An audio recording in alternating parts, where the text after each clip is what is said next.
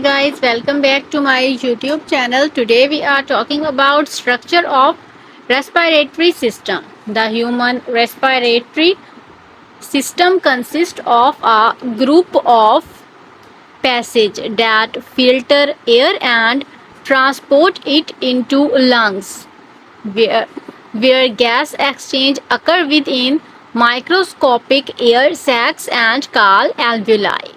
The major component of respiratory system are pictured. The organ of respiratory system include nose, nasal cavity, pharynx, larynx, trachea and bronchial tree. The anatomical position of lung relative to the major muscle of inspiration, the diaphragm, is pictured in figure 0.2. Note that both right and left lungs are enclosed by a set of membrane called pleura.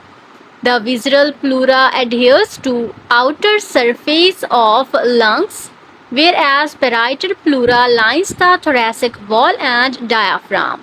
These two pleura are separated by a thin layer of fluid that act as a lubricant, allowing a gliding action of one pleura on other.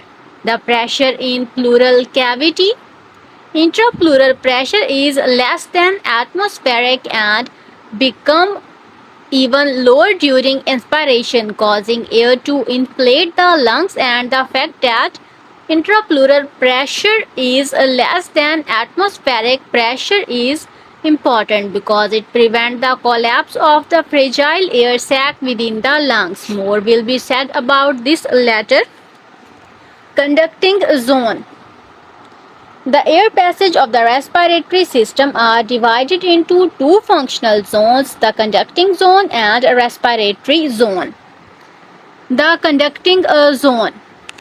The conducting zone include all those anatomical structure, trachea, bronchi, tree, bronchiole, that air passes through to reach the respiratory zone. The region of lung where gas exchange occur is labeled the respiratory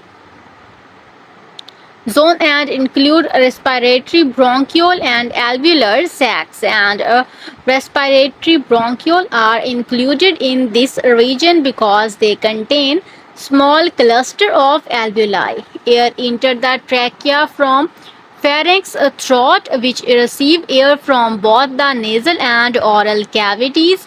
In general, human breath through the nose to 30 liters per minute, at which time the mouth becomes the primary passageway for air. For gas to enter or leave the trachea, it must pass through valve-like opening called epiglottis, which is closed between vocal cord. The trachea branches